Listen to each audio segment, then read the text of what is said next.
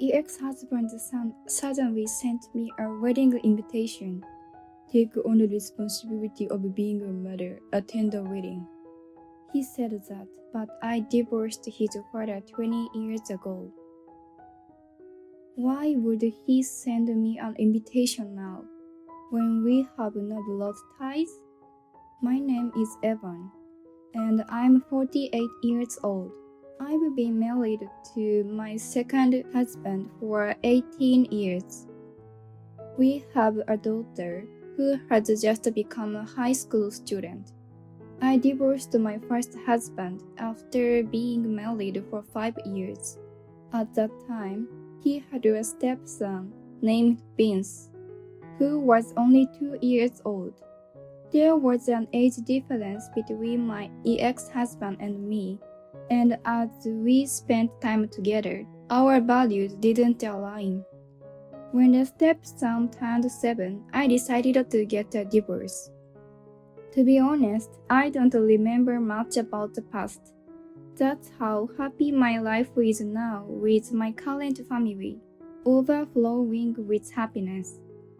One day, while I was doing household chores at home, I received a call from my mother. Hello, Evan. Do you have a moment? Mother, it's been a while. Actually, just a while ago, you received a wedding invitation.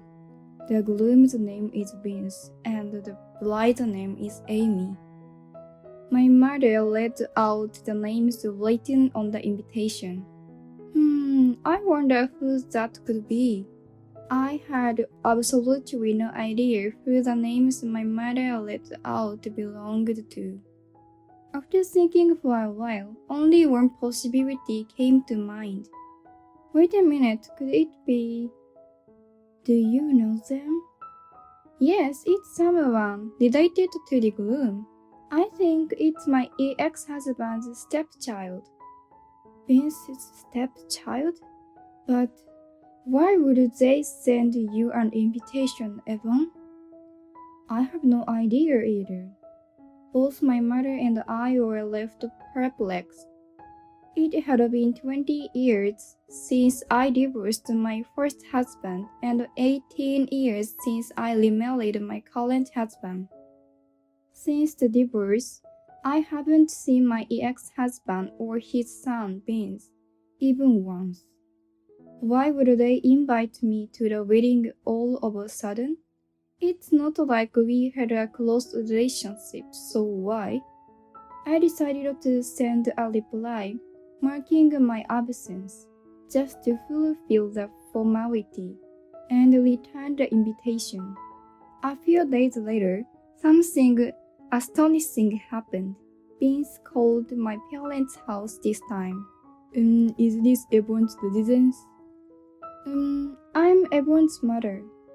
Ignoring my mother's perplexed response, Vince continued speaking. Where is Evan? Could you give me her phone number? Wait a minute, who are you exactly? And how are you related to my daughter? I'm Vince, Evan's son. She declined my wedding invitation and sent it back. What's going on? What would you mean? What's going on? If she declined and returned the invitation, then that's what it means, right? Evan hasn't done anything since she divorced my father. She should take responsibility as a mother, especially on the occasion of my wedding. Vince yelled at my mother in anger. Although my mother had informed him about the declined invitation, she hadn't anticipated a phone call. Despite her confusion, my mother conveyed the message to Vince. Listen, you seem to be mistaken. Evan is not your mother. What? What on earth are you talking about? It's true that your father, Vince, was married to my daughter. However, you are just Vince's stepchild. You are not Evan's biological son. Apparently, Vince had misunderstood and believed that I was his biological mother. Seeing his bewildered state, my mother patiently explained, "You are the child from Vince's previous marriage. When Vince and my daughter Evan got married, you were about 2 years old. Don't you remember?" "What? No." "Besides, it was also Vince's wish that my daughter didn't adopt you. So, in other words, Evan is not your biological mother, and I'm not your grandmother. Do you understand?" "Don't lie, you old hag." Vince refused to believe my mother's words and ended the conversation with offensive language before hanging up the phone. "So you should be careful." I received this advice from my mother just recently. However, even after that, Vince continued to call my parents' house frequently. After confirming with my father, I learned that Evan is not my biological mother. I was deceived by my father. Isn't it terrible? I'm so shocked that I've lost the will to live. I just want to meet Evan, whom I believed to be my mother. Please give me her contact information. I just want to meet her. That's all, please. How much of a victim he seems himself as. How much he wants to meet me. Vince apparently went on explaining and crying, trying to manipulate my mother's emotions. However, my mother had reached her limit. "My daughter is already a stranger to you. She doesn't want to meet or talk to you." That's what my mother told Vince's family, but he didn't accept it. "That can't be true. She is my mother." I'm going to hang up now. Don't ever call again. My mother literally ended the call and blocked Vince's number. However, it seems that he continued to call from public phone despite that. When I heard about it from my mother, fear and despair overwhelmed me. Why me, who is not his biological mother? It's causing trouble for my mother as well. I have to do something about it immediately. So I decided to ask my father to convey this matter to Vince's parents and have them call Vince's grandparents. "I apologize for the sudden call. I have something to discuss regarding your grandson, Vince." As my father began, Vince's grandmother asked, "Has that child done something again?" The fact that she asked again implies that he is a troublemaker on a regular basis. "Vince has been calling our house incessantly about our daughter. It's like he's stalking her." I don't know what happened, but you should ask Vince himself about it. He shouldn't be battling an old woman like me with unnecessary phone calls. He's calling because he can't communicate properly. That's why he's resorting to these phone calls, right? Your grandson is messed up. Upon hearing my father's insult, Vince's grandmother let out a scream. "Please don't shout out so loud. Despite my age, my hearing is still fine. What do you mean by messed up?" He insists that our daughter, whom we separated from 20 years ago, is his mother and is forcing her to attend his wedding. Your grandchild is. Oh dear, I can't believe such a thing. That child has been giving me trouble all the time. I don't care about your circumstances. Anyway, if you keep pestering us, I will turn Vince into the police. Otherwise, do something about your grandchild. Vince must have received his grandmother's protest through my father. Finally, the calls from Vince stopped. While it was a relief that my parents were no longer bothered, I still had a lingering resentment. Why does he want to make me his mother's battery? And why does he want to invite me to his wedding? I still don't understand the reasons behind it. However, I would soon find out the reason sooner than I expected. A few days later, I received a call on my smartphone from an unfamiliar number, curious about the caller's identity. I answered, and it turned out to be Vince's fiancée. Nice to meet you. I'm Amy, Vince's future wife. You're his mother, right? Amy. Oh, you're Vince's fiancée. Yes, that's right. I'm sorry for calling you out of the blue. Why do you have my number? I really wanted to talk, so I heard a detective. You went to such lengths just to talk to me? There was something I really needed to confirm. Confirm? Confirm what? What she revealed to me afterward was unbelievable. The truth is, he doesn't have enough money, and it seems like he won't be able to have the wedding. No money? But things were processing enough for him to send out wedding invitations, right?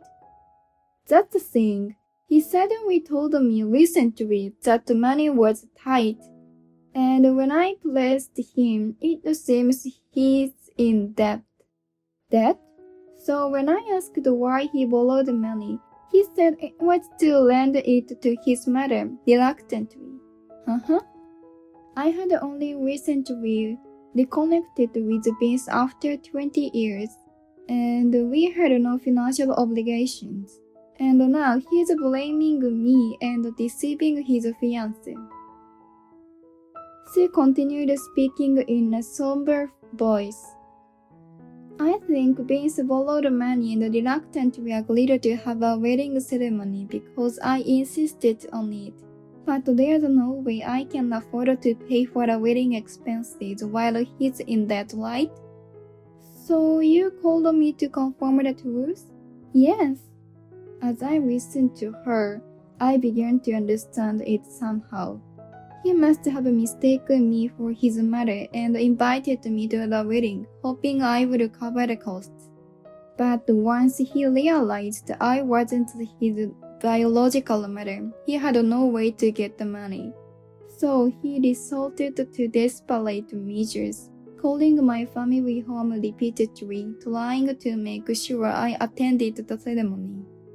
The pieces of his actions finally came together. I was overwhelmed with anger, pains pushing inside me. I couldn't forgive him, trying to use me like that. There was no need to hide anymore. I decided to tell Amy everything. Amy, first of all, I'm not his mother. What do you mean? Seeing Amy's perplexed expression, I explained. He's my ex-husband's stepchild, and we never went through with the adoption. Essentially, he's a complete stranger to me. After divorcing 20 years ago, I suddenly received a wedding invitation from him, causing me a lot of inconvenience. Given the circumstances, there's no way I would borrow money from him. So everything Vince said was a lie?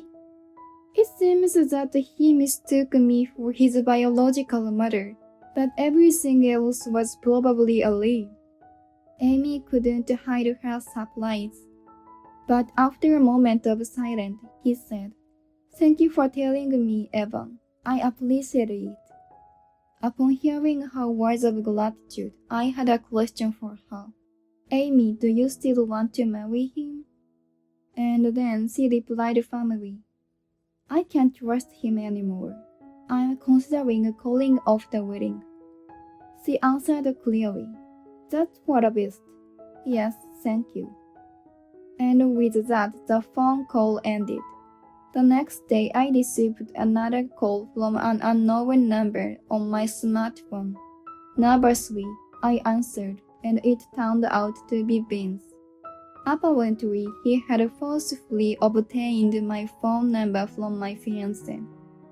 He started showering me with insults. Hey, what the hell are you doing? Stop messing around. Vince, really? After 20 years, you have nothing better to say to the person you are talking to? Shut up. What did you say to Amy? Because of you, our marriage is falling apart. What are you going to do about it? How is that my fault? Amy called me yesterday, and it's pretty clear that this is all your own doing, isn't it? Give me a break. You should have just kept quiet and let the wedding proceed. But instead, you did all this. Remembering his selfish words and actions, anger surged within me once again. Let me ask you this, why should I attend a wedding? I'm not even your biological mother, and your father and I divorced 20 years ago. So what? There was a time when you were my mother. Even if it was just for a few years, right? Just show up at the wedding. At this point, you don't even have to attend the ceremony, just pay the money. Finally, his true intentions were revealed. I felt slowly disgusted. No, sorry, I actually have a biological daughter with my current spouse. She's still in high school and will need a lot of money for her future. I can't afford to waste money on a weirdo like you. You are still her mother, right? It's all your fault that we can't have a wedding ceremony. Take some responsibility, you dumb hag. Dumb hag? I had never been subjected to such abusive language. Even if I were a dumb hag, I'm not your mother. I don't owe you any obligation to help you. Got it? I have no intention of helping you in any way, even if you come asking for it. Don't mess with me. You have no idea how much I've struggled since you divorced my father. I don't care about that. Why don't you complain to your real father? It's completely misguided to blame me for it. If it weren't for all this, I would have genuinely celebrated your marriage. But thinking for even a moment that you were my son was foolish. You shouldn't put it that way. I just wanted to borrow some money. You went about it in such a roundabout way, causing trouble even at my family's house, and on top of that, saying that you borrowed money because of me. Stop being so presumptuous. I'll say it as many times as needed. You are not my son. You are a total stranger. Got it? Never get involved with me again, you dumb blood. With that, hung up the phone. Vince seemed like he wanted to say something, but it didn't matter anymore. I would never have anything to do with him again. A few days later, Amy called me again. Right off the bat, she sounded happy.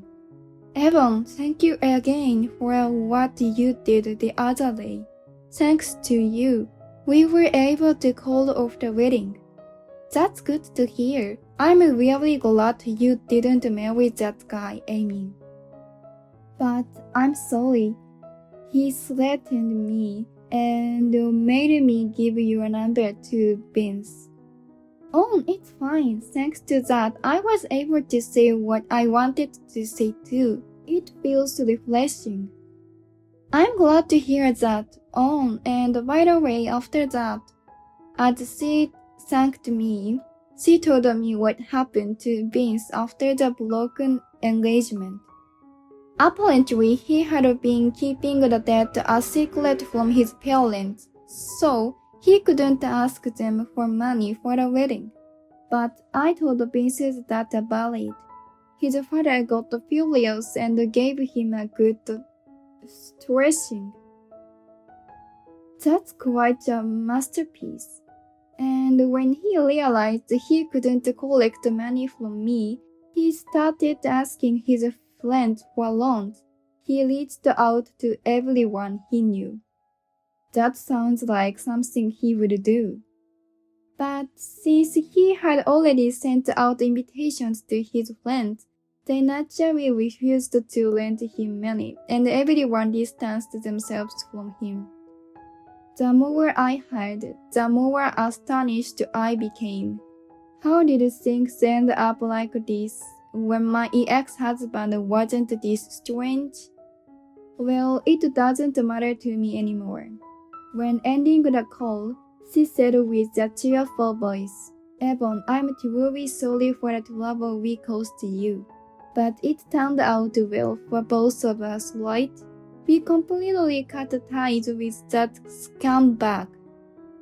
Absolutely. I never imagined I'd get so involved in the matter of my child with the ex-husband I divorced 20 years ago. It's quite something to laugh about. Yes, it is. I'm really sorry. There's no need for you to apologize, Amy. It's all that kid's fault. You deserve someone much better. I hope you find true happiness. Thank you so much. And with that, I ended the call with her. It was a stormy event. But now it's all over. I feel a sense of relief from the bottom of my heart. I've become to realize how precious and happy my everyday life, which I took for granted, was. From now on, I'll focus on the happiness of my current family and shower them with even more love than before.